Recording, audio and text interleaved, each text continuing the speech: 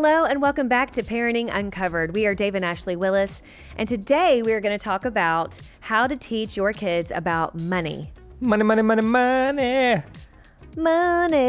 Yeah, money. It's a tough one, big one. It's an important one, right? Because and the Bible has a ton to say about money. At one of our EXO marriage conferences, Ashley and I did a whole talk on money because it's a huge issue in marriage as well. I think a lot of times because we don't get the right lessons as kids because our parents didn't feel equipped to train us. Right. And then we carry that on generationally and we don't teach our kids. And so the same broken patterns of money get handed down generation to generation, but it doesn't have to continue that way. You can choose to change the narrative and change that generational cycle. And so a couple like overarching principles about money. And again, the Bible has a ton to say, and we're not financial planners, so we're not going to tell you like where and how to invest in your 401k and all that. But a few overarching principles. Number one is that God owns everything. We're just temporary stewards or managers of it. And so once we realize that, okay, it's all God's, and I want to give what He's entrusted to me, use it well. I want to be generous. Generosity is so important. As followers of Jesus, we're called to be generous with our time, our talent, and our money. Being hardworking and diligent in our work, trying to earn money is important. Saving and planning for the future is important, but also not looking to money to be our source of identity or our source of ultimate security. Because when we do that, it takes away from God. And then a final principle is avoiding debt as much as possible, because debt, it removes your freedom, and it's for freedom Christ has set us free. And when we get in debt to anybody, we've given up some of our freedom. Right. And so teaching some of those lessons to our kids, teaching them to delay gratification, to not buy something the moment that they see it and want it. And this goes for adults too. You see that shiny new car, don't go out and buy it and put it on credit. We need to have more restraint. We need to be able to delay gratification, live within our means. And we're going to talk specifically about kind of how to teach kids these lessons of stewardship. And we found a few tools that have helped. The green light card, we'll talk about that. Ooh, we love it. Yeah, they're not a sponsor of the podcast, by the way. They should be. Avid users of it. Well, before we proceed, I wanted to share some important, all of the Bible is important, but some verses that I feel like when it comes to teaching kids about money are extremely important. Sure, so I got these kind of all put together at BibleStudyTools.com, and I want to start out with Ecclesiastes 5:10. It says this: "Whoever loves money never has enough. Whoever loves wealth is never satisfied with their income. This too is meaningless." And as you know, in Ecclesiastes, we found out a lot of stuff is meaningless. Well, Solomon was going through quite the midlife crisis. He really was. It's a Bible, it's a book in the Bible that really is, I feel like, we're technically midlife, so we can kind of get to where you get frustrated about just kind of how things go. But also Solomon made a lot of choices, and he was choices that he regretted. Right, yeah. And he was living in the reality of those choices as like the wealthiest man. So he was speaking from experience. Yeah, he had opulent wealth, could buy whatever he wanted, do whatever he wanted, and he did. Yep. But because it wasn't rooted in something more meaningful, it wasn't rooted really in his faith in God and making a bigger impact for God's kingdom. It was very self-focused.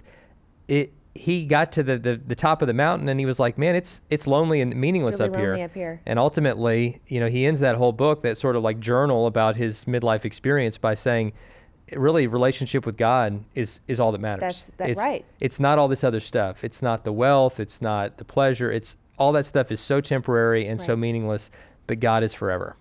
I love that. And it's such a good thing that we need to remember as adults, because I think when we're in the midst of our careers and it is going well, that's when we can become, really obsessed with money and maybe turn away from God and our family, by what we're giving our time and attention. And so it's important, again, we are modeling this for our kids and showing what is really important. And we need them to see in our own life that God is number one, and then our spouse, and then them, and everything else, And money is something that we are, again, stewards of, like you were describing, and it is part of life. We need it to survive. Oh, yeah. And we can use it to bless others.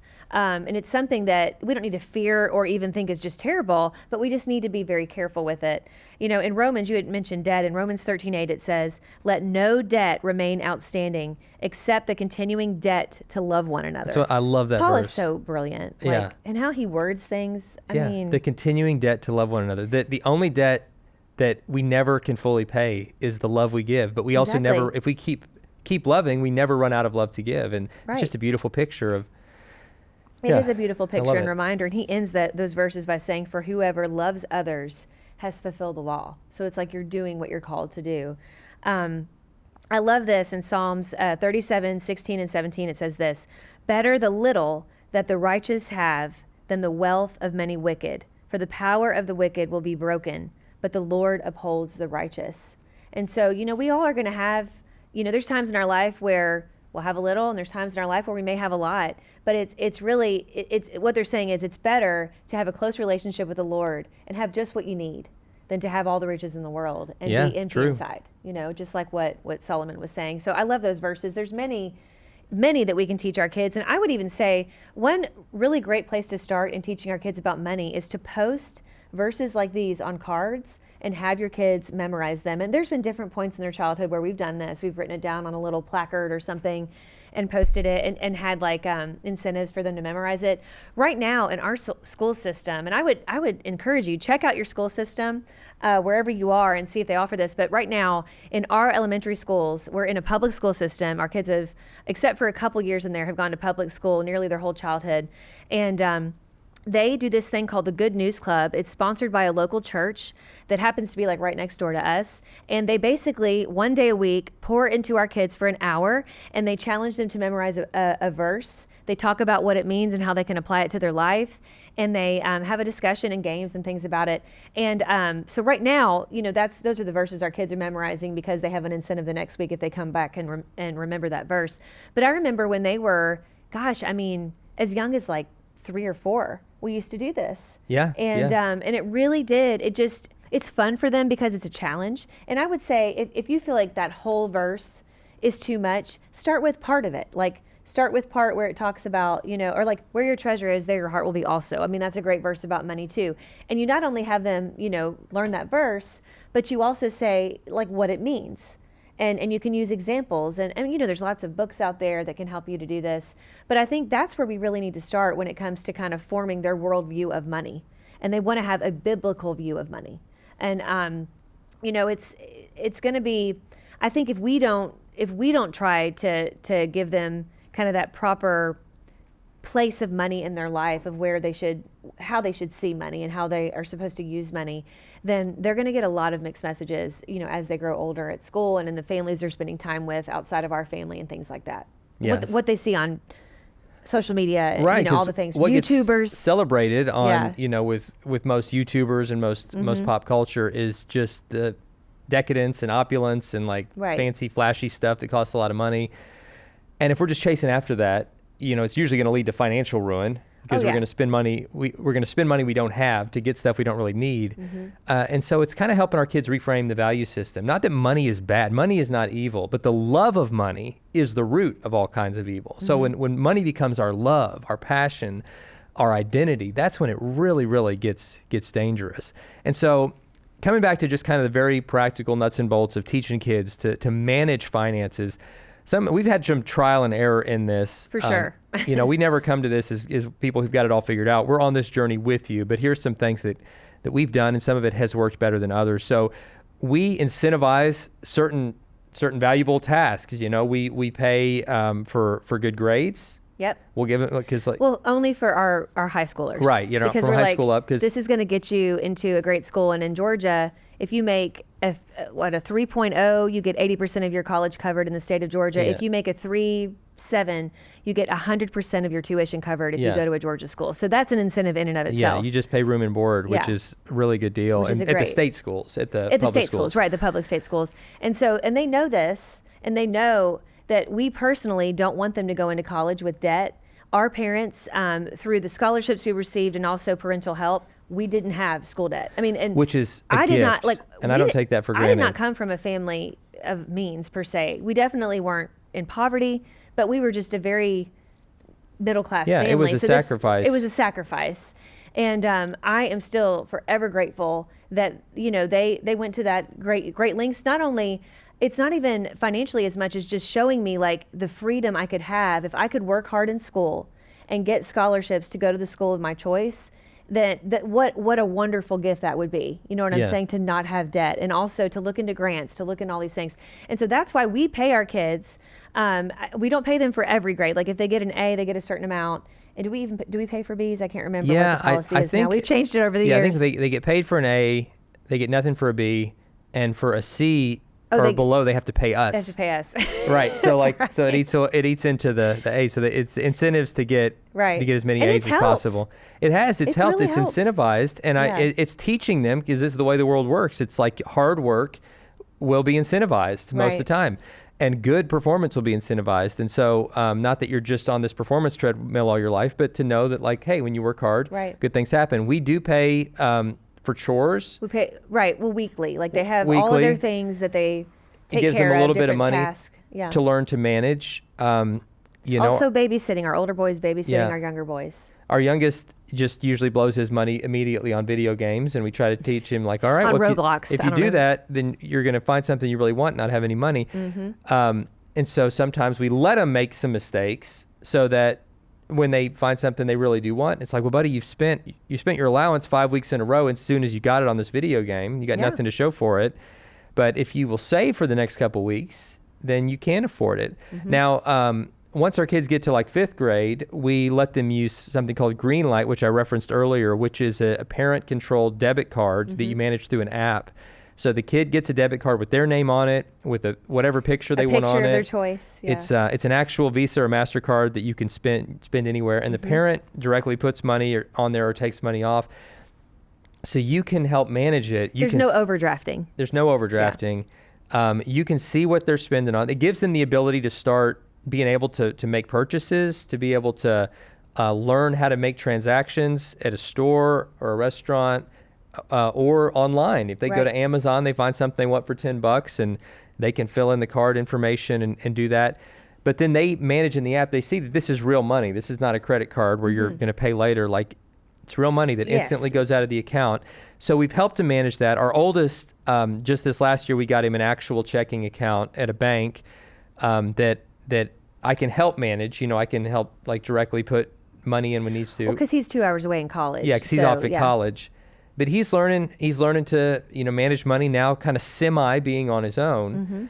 And so at age appropriate levels, we try to give them age appropriate freedom as it relates to finances. We help out, obviously. Our kids have never missed a meal. No. But there have been moments where we've let them feel that kind of temporary pain of having made poor financial decisions. And not having money. Right. And then again, temporary pleasure leads to permanent regret. You buy something with an impulse in a moment that feels good in the moment, and then later, when you find something you really want more and you don't have the money for it, that's a good life lesson. And I've been there. We've all been there. I remember the first time I overdrafted when I did. My parents, I think when I was 16 or 17, let me have an account. I didn't understand you could overdraft. Like, I just kept on I didn't either. spending. I did the same thing. I was like, oh man, this card works. It works This is great. And then it charged me $25 a pop for every single transaction that was overdrafted. And at the time, they didn't allow parents to have that dual account where you can see it and be alerted or whatever. And my mom, like, I think it happened where I had racked up $150 just of the overdraft fees. That's not even counting what I spent, because I didn't understand. And you better believe it, I never made that mistake again. I was like, we had to go to the bank and explain. I think they knocked off a couple of the transaction fees for the overdraft or whatever, but I learned my lesson. I had to pay, because I was overspending. Expensive lessons. I mean, I do think sometimes the failure itself teaches you that lesson. You do not forget that. I want to say this too. We have a policy, and I know a lot of families like that we know have the same policy, that when you turn 16, you have your license and you're driving, you have to get a job. Like you can pick wherever you want that job to be, but you have to get a job. And so our oldest, he decided he wanted to work at Jimmy John's, and that turned out to be a great job for him. Now, his first job was a dishwasher that's right, at another he was, restaurant. A local restaurant, that's true. And he hated it. He hated being a dishwasher. And so I'm like, all right, well, you start, it's a good place to start. It is a good place. But now you build on that experience and find something you want to do more. And he went did. and he really enjoyed Jimmy John's. He And did, and he worked his way up. He got some raises there. In fact, he's become friends with like the Which managers. is a sandwich shop. Oh if yeah, you're it's not a sandwich shop. Familiar with the that? best where you live. subs, Yeah, good in my food. opinion. It was Also, not a sponsor of the podcast, but we would love that. It was the first meal I wanted after I had Cooper, which is really ironic that that's where he ends up working in high school. Yeah. But anyway, so Cooper worked there. They love him. They told him anytime you're back, like in the summer, you're welcome to work here. And so and it's Connor been a just great applied experience. there. Yes. He so hopefully had a movie Connor theater will. job, and then Connor tried his own business. Well, can I tell that story Yeah, really yeah. quick? All right. So Connor, his first job, he got a job at the movie theater, and really great people that he worked with. And in fact, his best friend worked there with him, but they ended up putting them on different shifts. And then they kept on putting Connor, probably because he would have to work later. They put a lot of the teenage boys on the later shifts, so the girls don't have to be driving home at night, which is fine, and I understand that. But Connor is so much a morning person and not a night person, and so he hated having to come home at like 12:30 at night. And so anyway, hey, we have Jimmy Evans. Jimmy If you're Evans, watching online, we're the at the legend the himself legend. is here. Yes, I- I love it. See ya. But I remember he got that job at the theater and was driving home at like 12:30 in the morning, technically, and he just hated it. Like, he hated having to be there for all those long hours. And so we were like, well, you have to have a job. So what do you want to do? Do you want to get a new job somewhere else or something else? And he said, I have a great idea. I've done research, and I realized that a lot of people need their dumpster bins, like the dumpster bins that like the trash companies come and get. They need those power washed. And so he said, I'm going to take the money I have. I'm going to go on Craigslist or eBay, wherever, and get this. Actually, I think it was Facebook Marketplace. I see there's one used. I'm going to talk this lady down and negotiate a lower price. And I'm going to get this power washer. And then I'm going to call it the Clean Can Crusader. That's right. He even took Chat GPT and had it do its own like logo. That's really cool. And then he basically was like, can you just post on Facebook, because he doesn't have a Facebook account. He was like, can you post on Facebook that I have this business? And I also went to Nextdoor and posted about it and put his number there. He created business cards and everything. And sure enough, he had all these people call him. Even some businesses called him. And I mean, it's a nasty job, you guys, like cleaning out old, like one of them was like old diapers that kind of in the Georgia heat had just kind of it was nasty melted work. into the trash can, and like bugs. There was a maggot infestation in one of the jobs he did. But because he came up with this on his own, and it was on his own terms, he set his own hours, and he even set the price. He has never been happier with that job. Yeah. I mean, he loved it. He loved it. Now, eventually, like, I think that he did Well, the it wasn't marketing as consistent, right? Yeah, he didn't want to do the marketing all the time, which is what it took to keep that business going. Yeah. So eventually he realized, I need something more steady. I need a regular gig. But we're so proud of that entrepreneurial spirit, and we've cheered that on. Yeah. He's going to be a millionaire. Like Connor. Well, he's just so creative and stuff. Yeah. He's my retirement plan. Like, go invent something big and then put me in a nice nursing home. Oh my goodness. Guys, we could talk about this all day, but hopefully this gave you some ideas that you could talk about with your kids. Can I say one more thing? Please. I know we talked about older kids, but I wanted to say, we talked about the Bible verses with younger kids. I want to say this as well. Even before they can have a green light card or something like that, you can look online, like on TikTok, there's great videos about this. You can look up articles about this. Pinterest would have a lot of good ideas. You can do a jar system with your kids when they're younger, where you have 1 jar's for savings, 1 jar's for spending, 1 jar's for tithing. And you can teach them about, 10% to the savings, 10% to tithing, and then the 80% that you get to spend. And also, it teaches them about giving. It teaches them about waiting to buy something they really want, and why we have a savings and why we tithe. And so if you look that up, there's all different ways you can do this. It could be a jar, it could be a sticker system, whatever. But I think that you can start that as young as like 2. I mean, you really can, and they understand. Yeah, and they're visual, and it helps them just, visualize. And it's exciting for them, yeah. It's exciting. All right, guys. My favorite time of the episode, we end always with a fascinating fact from Ashley and a dad joke from Dave. So, that's right. Do you want me to go first? Why don't you go first? All right. So I have this friend whose wife, Ruth, just left him. But now everybody's afraid of him. Why? Because now he's ruthless. I liked that one. That was a good one. He's ruthless. Okay.